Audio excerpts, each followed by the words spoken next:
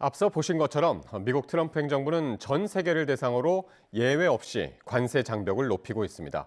무역 적자 해소를 명분으로 한 정책이지만 기존 자유무역 질서에 적지 않은 파장을 예고하고 있는데요. 이번 조치의 배경과 파장, 그리고 우리가 준비해야 할 대응책은 무엇인지 국립외교원 미주연구부의 민정훈 교수 모시고 자세한 이야기 나눠봤습니다. 상호관세 발표한 나라 중에 상대 국정이 가장 높은 나라는 어딘가요? 중국 같은 경우가 타격이 크죠. 한 34%의 상관세율이니까 상당히 높은 것이고, 대만도 좀 안심하기 그렇습니다. 32%. 예. 근데 이제 일본이 우리보다 1% 낮았어요. 24%. 이 부분에서 좀 안타까움이 있긴 합니다만, 그리고 EU는 20%이기 때문에 예상 외로는 선방했다 이렇게 생각하고 있습니다. 우리나라는 이제 25% 상호관세를 부여받게 됐는데 가장 타격을 입을 만한 산업 부문이 있다면 어디일까요? 화학 제품 부분이라든지 이와 더불어 전자제품 쪽에 좀 타격이 크지 않을까 좀 우려가 되고 있습니다.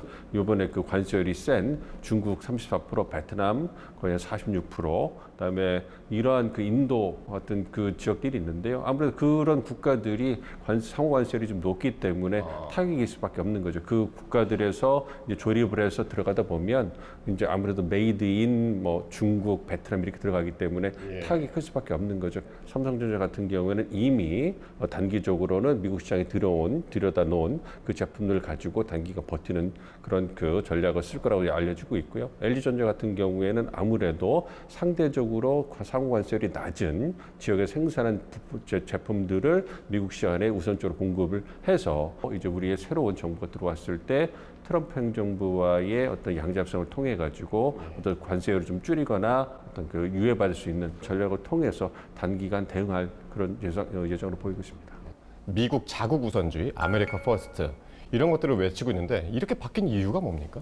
전 세계를 이제 그 부품 공장으로 써가지고 노동력이 싼 지역에서 조립하고 완제품을 이제 들어오는 이러한 그 시스템을 쓰다 보니까 미국에는 제조업이 쇠퇴할 수밖에 없는 거예요. 그 시스템이 미국의 이익에 부합하지 않게 돼버린 거예요. 특히 코로나19가 터지면서 공급망이 교란됐잖아요.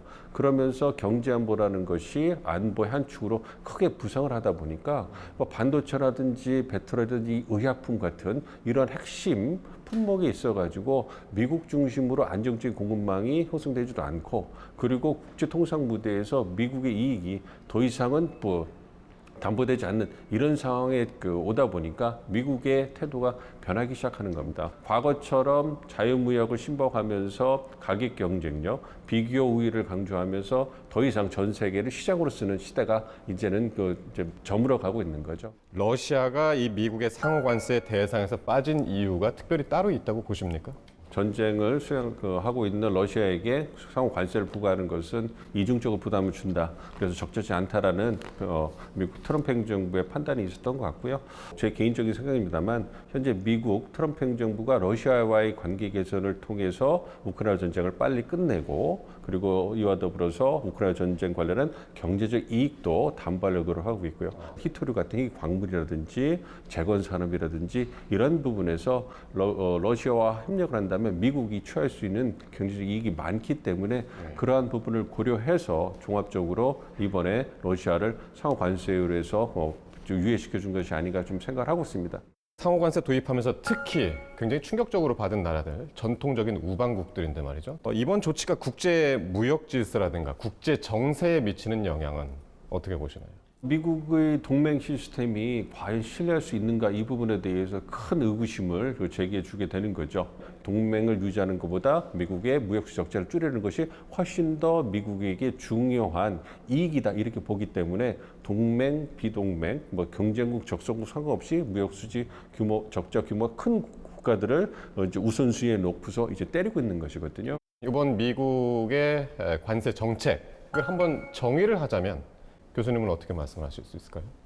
쇠퇴해가는 미국의 몸부림이다. 이 관세가 보여주는 것은 미국의 경제적 이익이 예전 같지 않고 이제 미국이 경제적 이익을 담보하기 위해서는 자신이 세우는 모든 것을 뒤엎어서라도 이제 그 새로운 틀을 만들어내야지만 지위를 유지할 수 있다라는 강한 몸부림 신호라고 생각을 하고 있습니다. 트럼프만 사라지면 관세 정책이라든지 이런 보호무역주의적인 통상 정책이 사라질 거야.